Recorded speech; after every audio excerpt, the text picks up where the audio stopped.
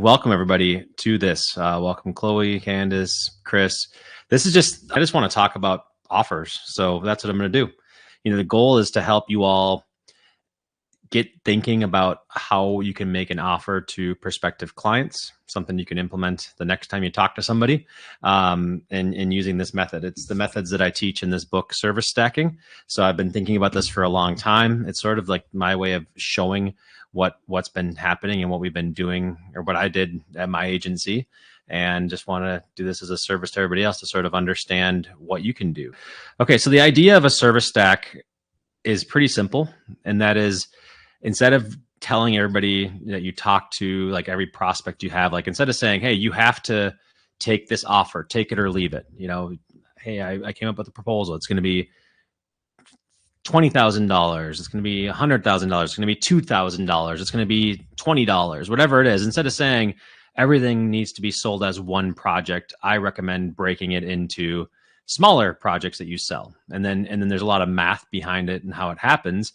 But the idea here is, let me see if I can find a blank one, but you start with some kind of profit or some kind of project that has a high margin. Okay. So this is an example of, let's say that step one, you sell a project that has profit at a 75% margin. Let's just call this a strategy project.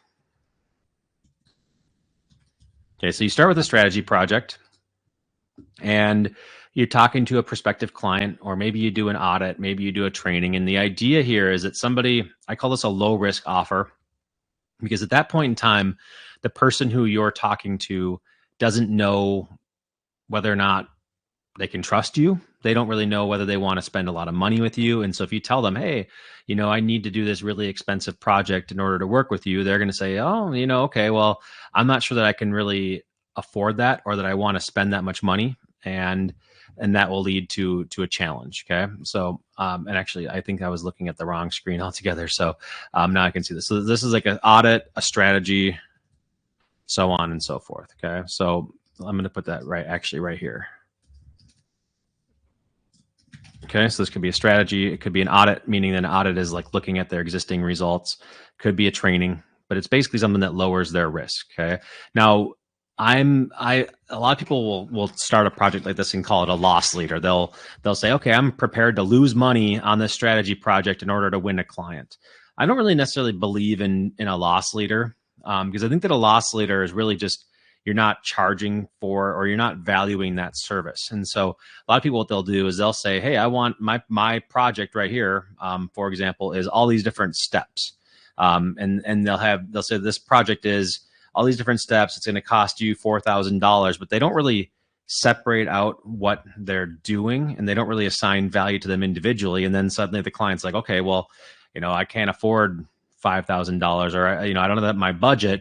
So then the service provider will just stop, and they'll say, okay, well, how about $2,000? How about I take a loss on this thing, or I don't make the money that I want to make off of it, in order to win you as a client. Would you want that? And of course that customer is going to say, yes, of course, I'll take a loss leader. But unless you can turn that loss leader into a long-term client, it's just a loss. It's not a loss leader. You're not leading to the next project. You're just losing. Versus if you present it as saying, hey, the first logical step is to do a stack, or is to start your stack, and then after that we can do more and more together, then you're not losing in any way. You're just basically putting fair market value on everything you do. And so a lot of times what I see service providers do is that they, I'll show you an example. I'll pop open the spreadsheet. Is what they'll do is here's the sheet that goes along with this. And what they'll do is they'll actually say, I want to do an ads audit. I want to implement the recommendations, and I want to do a retainer. And that's going to cost you, $10,000 up front plus $2,000 a month. So your all-in cost for the course of a year is $34,000. Like, of course, if we're providing services, making $34,000 sounds amazing. It sounds like the best day of our lives, right? But from my experience, whenever I put that in front of a customer, most of the time I hear no. They're like, yeah, we haven't budgeted $34,000. Or they'll say, we just don't have that ready yet. Could we do something, could we just do the first part, or could we take something on? So what you do is you can, instead of saying you have one option and it's $34,000, 24,000 times, or 2,000 times 12 plus the $10,000 to get going, you say, okay, well, yeah, we can just do we can do it three ways. We can do a low risk offer. We can just do an audit. We can do an audit, plus we can implement what we learned in the audit, or we can do everything and then we can do a retainer. So you're giving them three different options. That's really how a stack works. And you're saying which one sounds best to you. Generally speaking, the prospective customer is going to take usually the second one, right? They're going to take steps 1 and 2 combined. You can give them a slight discount on it as well. And then you can generate even more margin by going to a retainer after that fact. So that's sort of how a stack works. That's how you're able to stack things together. Now, I know I'm going through this relatively fast, trying to condense 14 chapters of a book into a training, but I wanted to just sort of take a stop here and see if this is resonating with you, or see if I can answer any questions or go a little bit deeper into this. So anybody's on, feel free to go off mute or even jump on camera if you want to ask questions about this. Things that are interesting to you, things that you're like, okay, go through that part again, because I want to show you how this all comes together. But the idea here is you're just distributing the risk of what you're putting in front of a prospect. Now, you might be wondering, well, how do I even get prospects? I'm open to answering any questions you might have, but I want to see now if this is resonating with anybody, if this is like, oh yeah, that makes sense. I can see where you're getting to and where you're coming from here. So either leave me a chat. Okay, there's Mercer in the chat, or feel free to come off mute and come off the video. And I'm going to do a little bit of testing. Yeah, of course, for everybody, just so we can show. Because if you just have a little microphone icon and you've got your little camera icon, if you want to unmute, we're kind of going to be doing this informally right now for the first time. And then of course oh no. Well, there's an experimentation there, folks. I just invited him as a moderator and then it just kicked him out somehow. That was interesting. Sorry, Mercer. Where'd you go?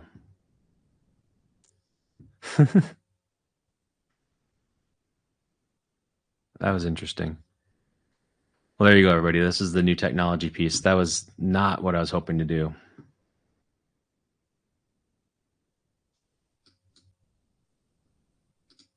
Are you there, Mercer? Hey, somehow I deleted. Somehow making you a moderator. If you didn't want me, you could have just asked, man. No, I think I was saying at the time, unmuting the mic, unmuting the camera. Go ahead and do that if you want to chat things out. You've got the raise hand icon too. So I'm just going to do that just because we're all practicing. So you see this, you can see who's got a question and we can call on you if you want to do that. And obviously put stuff in chat. Yeah, super cool as well. This is pretty nice. I really like this interface. It's clean. It's like a cleaner version of Zoom or Google Meet. Yeah, it's a little easy to get around. So Mercer, go ahead. Yes. I'll ask a question if no one's asking anything.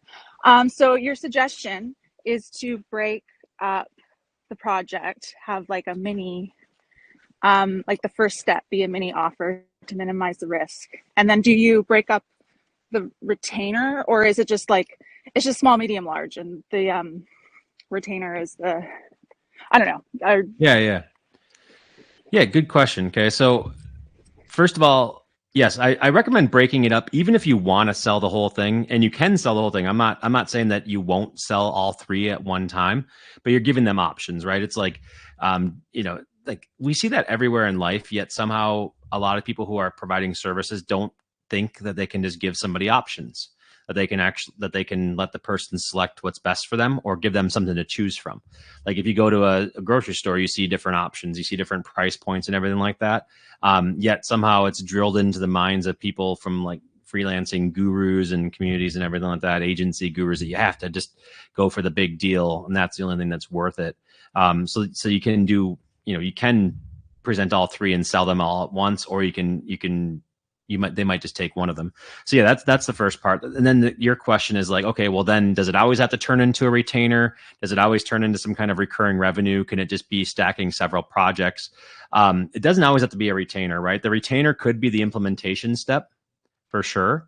The retainer could be, it wouldn't usually be the first thing, because what are you retaining, right? It's like when you're doing a monthly service, usually that's based on some kind of lay of the land that you put in place with them. Like, hey, here's our strategy. Here's your current results in depth. Here's how we improve it. So you need to do something in order to say what's happening. Now, a lot of providers, they just combine these things all into one. So they wouldn't even break this out. They would just say, hey, we're going to let's do a retainer. And then a lot, like what my agency used to do in the past was we would just say, yeah, it's an ongoing retainer, $2,000 a month. And then we would say, and then the first month would be strategy, or we'd charge a little bit more. We'd be like, hey, it's a 2-month strategy process. So we need to get the 2 months up front, and then we'll get into the retainer, which is really basically saying you're not assigning individual value to the strategy. You're just going right to the retainer. And so more than anything, it's just telling and just saying, let's break these things out a little bit more, if that makes sense. It doesn't have to be step number 1, or it doesn't have to be step number 3. You could easily make a copy of this thing and then swap them out. Hey, Jeff, I got a question on this, because and I'll speak from the measurement brand side of things. When we were doing, because we always end up with retainer, and I don't like projects at all, especially when it comes to measurement stuff that we were doing, with like measurement marketing dial or data driven or anything else, right? So when we're pitching to a client, typically what I'll say is like, hey, here's what this program is. Let's say it's it's $5,000 a month thing, and that's the retainer that I want. And when we're entering with a client, they know that we're doing this for years. Like that's sort of where the discovery call is, right? So we'll talk about it when we go to pitch it. I'll sort of walk it through the first 90 days. Yep. And that might be a little bit of this, and we want to sort of see where the parallels are. But what I'll say is, okay, so it's $5,000 a month. Here's what the first 90 days are going to be like. For the first 30 days, we're going to be doing the audit. We're going to be back there kind of yanking in all the loose threads, going through the funnels, auditing everything, busy building out the measurement plan. To be completely honest, you're going to wonder what we're doing and what you're paying for, because you're not going to see much change, because it's all going to be in the background. But that's what we're going to be doing for the first 30 days. On the second 30 days, we're going into the build. We're adjusting stuff. You start to see things change at that point. And then on the third 30 days, that's when you're going to get your initial reports. And so then we're going to be going through and making those better and easier to use. At that point in time, we expect it to continue to go on, because obviously when you get your first level of questions, you're going to have the next level, right? And the client just sort of goes like, okay, that makes sense. But now I've kind of stacked them, because I've got the audit, I've got everything else, but I'm pre-framing them to say like, hey, we're going to be working together for years from now, right? As we go through that's tended to work pretty well. How does that relate to like sort of kind of using that model with service stacking? Like, should it be different things, or does that kind of flow? Yeah. So I love what you're bringing up, because what you're sort of accounting for is there's 2 things. One is I think that it's somewhat of a late stage thing, because you have supply and demand capacity, right? If you had supply and demand is the main factor here. If there's only supply where you can take on one client, you can just say take it or leave it. Right? You can be like, hey, I only have one slot. I know it's going to get filled. This is what it costs to work with me. It's going to be $7,500, and I want a year commitment, because the supply curve is small and the demand curve is higher, right? So as long as those curves outpace each other, you can say, this is my thing, take it or leave it, because you have enough pipeline that if it's not them, it's going to be somebody else. So that is in a position of strength, and that is in a position of, you don't really need to negotiate, because you've done your stuff with putting a framework out there, with pre-framing people as to what it is. And you can actually keep on raising your prices. And as long as the demand's there, then you don't really have to, then it actually makes your life easier. So having demand it's a superpower in the service business. It is an absolute superpower. The more demand you have for what you're doing, the more you can raise your prices and charge a premium for it. And the less you care if you miss one or miss another one. You see what I mean? Yeah, that makes sense. And so if there isn't the demand, that's where like this really comes into play, because you have to have that lower risk stuff for them to be able to come in. Yeah. Right, now, I don't want to go too far down the rabbit hole either. I don't want to derail. But on the other hand, let's say that if you don't have the demand, right? Like, hey, you know what? We actually really need to sell this thing. And there's 2 things. One is, I think you would have a higher close rate on the initial call if you said, we're going to do a project to start. It's $7,500 and we can get it done in a month, or it's done over, or it's $15,000 and it's done in 2 months.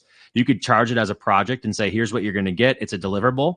And you would actually get a high rate there. And then not everybody would continue on, but you'd be able to fill the next slot for your teams after that. Hey, once you get through this thing, then we're going to get to implementation, and that is a 12-month contract. So you're lowering their risk, but you're saying, hey, I'm doing a lower risk one. I'm going to close 75% of those, and then only 25% are going to continue on afterwards. You're still making more money. Now, the reason why you probably don't do that is, and why most people don't do that, is because their low risk project, it's so burdensome to deliver that they don't make a profit off of it, because they don't have the right people working on it. They haven't streamlined it enough.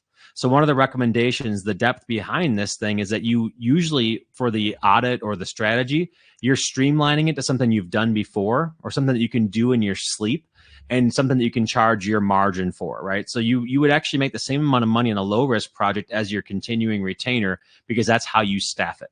And it comes down to what types of resources do you use. I call it tactical management and strategic resources, and or how badly you need the project, or what your vision is for going forward. So I find that it's a much better business model to get people to become customers and then upsell them. Usually that will lead to more revenue there. But a lot of people, if you want to stay boutique, then that sort of goes against the idea of being a boutique business that only takes on a handful of clients.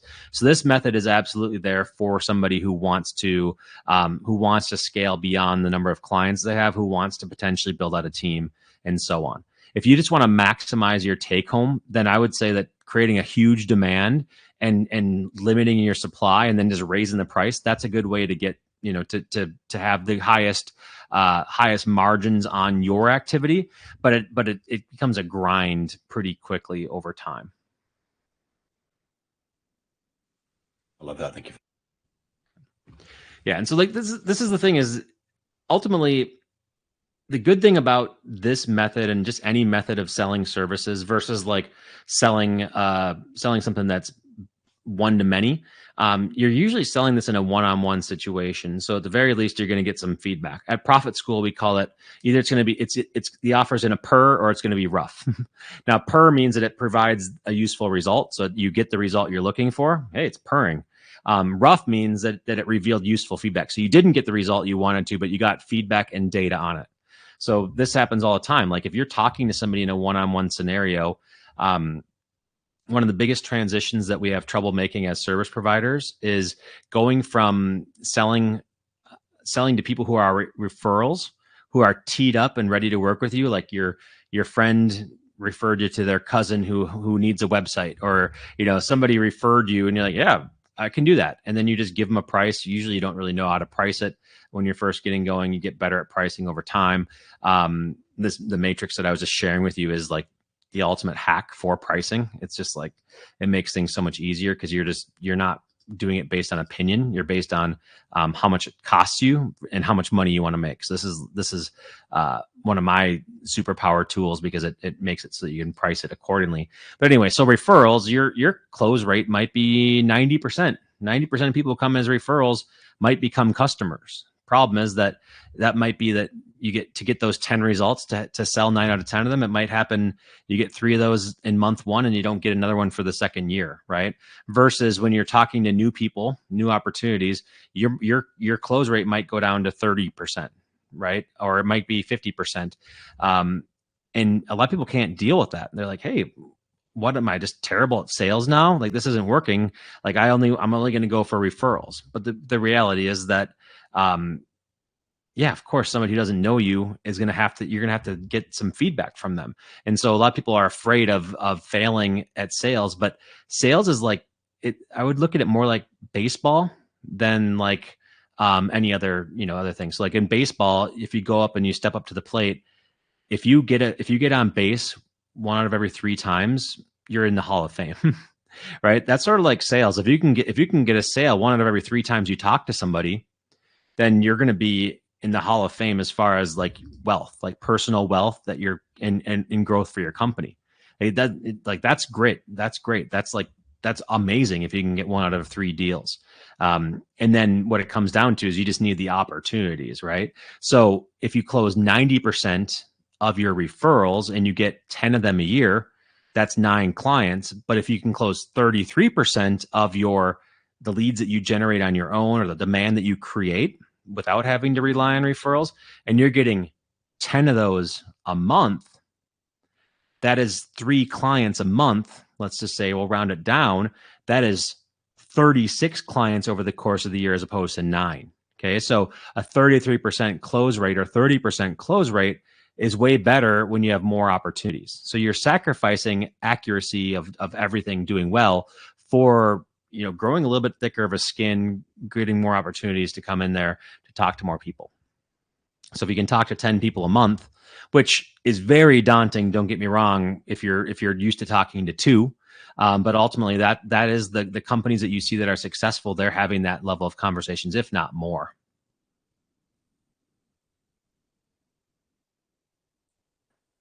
Looks like John got on. John, I saw you're having troubles connecting. I'm glad that you're in. This is a new technology for all of us, so we're just rolling with it and seeing how it goes. I'm really liking it though. So, yeah. So I'm happy to answer any more questions. I'm gonna actually while you're thinking of what questions you might want to ask, I'm gonna go back and just share a couple stats. So one stat that I found really interesting is that, you know, if somebody buys from you one time, they're 229% more likely to buy from you a second time within the next month than in like month 3.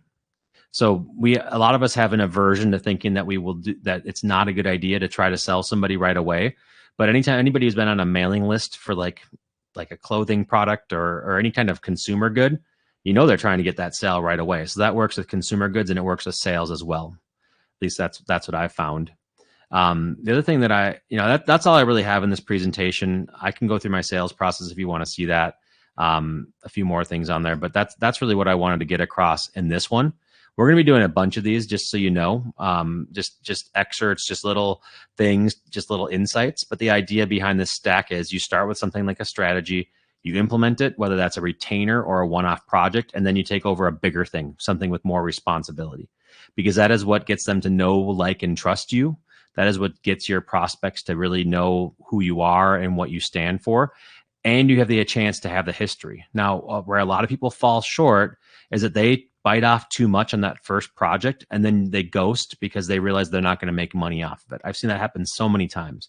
People are like, yeah, I'll sell this project. Hey, I'll do anything to get a customer. And they'll be like, yeah, it's $5,000. When in reality, they put $20,000 worth of resources against it because they didn't really know how to staff it, or they had never done it before. This method helps prevent that as well.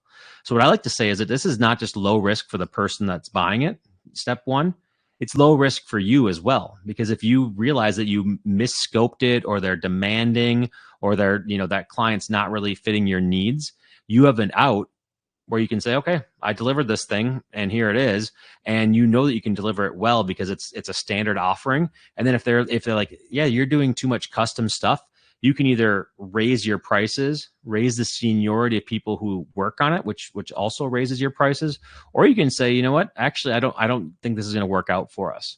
And you know, that you have that ability to do that without being locked into a long-term contract. Because I think from a service provider perspective, it sounds great to have clients on long-term contracts, but I've actually never really wanted that as a service provider. My agency was always like, hey, we'll do a project, or we'll do 3 months, and then we can choose to do a year after that, right? So you can try it, we can get you the wins in place, and then we can turn into something long-term. And that's the level of security and safety that the people we've worked with always wanted to have.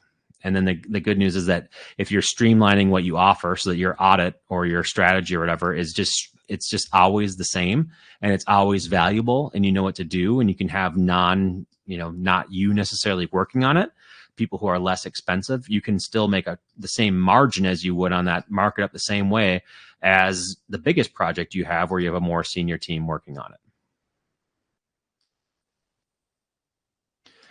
So I'm going to take a pause here and just let people, if anybody does have questions, I see some familiar faces on here. Chloe, I really appreciate yours.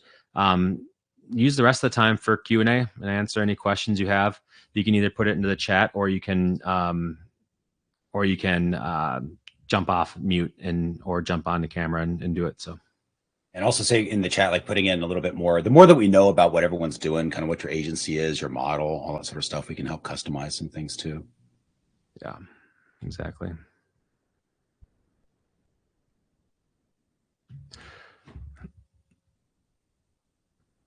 All right. So, yeah, jump in. Otherwise this will probably be just a good experiment, a good chance to test out the technology and everything. So, Just the main point of this one. I guess I missed all the hey, John. presentation. Will there be a recording? Yeah. Okay. Yep. Yeah. So this is recorded automatically, and it should be posted into this space. Okay. Yeah, it took me a little while to had to go back to your presentation. Yeah. No worries. I missed. Thanks. Yeah. So yeah, if you want to, even just sharing details about what your business is, or what struggles you're going through, or other questions you have, and while we're waiting for questions to come in, I'm going to just share that Mercer is going to be doing one again on Thursday of next week. So I'm going to do a quick plug for that, and just do a quick share about that one. And actually, I'm just going to use this to just sort of show you what's going on in our community, because we are just getting the doors open on this. Okay. So you can see we're in this one right now, the Mastering the Service Stack. And then if you go to live events, you can see what we have coming up. And then there's also an events calendar in here too. And Mercer's doing his magic hiring funnel, or the magic hiring funnel, next Thursday. So if in this community, you can say that you're going, you can add it to your calendar, and that'll give you the join link. Especially be helpful for you, I think, John, just so you can go right into it next time. And yeah, you can add it right onto your calendar. And then the note is that if you add this to your calendar, you can it can be recurring too. So this moving forward, we're going to be doing this every Thursday. So you can get all these things onto your calendar, and then the join link should be right in there, and you can watch the live version of it. So, Olivia, thanks for saying that you're going to attend. And then while you're in here, there's a bunch of free stuff that we've put out there. Get to my book, which is free plus shipping. You can get to, and I know some of you have already purchased this, so thank you. You can see our Profit School framework, which is just a slide right now. But I know we're going to be doing trainings on this, because it's really important to get these things in place for your business. This is ultimately what Profit School will become once it reaches its full maturity, is teaching you how to do all these things and walking you through that. You can see our podcast episodes. We're going to be importing those into there. Chat about your offers, your products, and your systems. Please do jump in there on these. Obviously, there's nothing going on right now, but we'll start seeding some conversations in there. We have this thing called Profit Score, which I've been playing around with, that asks you some questions and gives you an estimated score as to where you need to make the most improvements. That's something we're going to be improving upon in the future. And so, yeah, that's sort of what we have right now. We're calling it the Greenhorns as our free group, and we do have a paid group, and we have private coaching in here.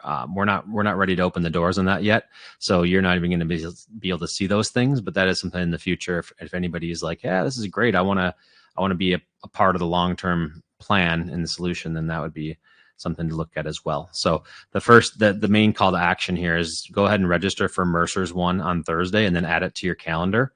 So I think it's really going to make this streamlined. And then our goal is to make it so that every Thursday at 11 a.m. Eastern time, you're learning something awesome, and you're getting to know us, and you're getting a ton of value in understanding what we do here at Profit School.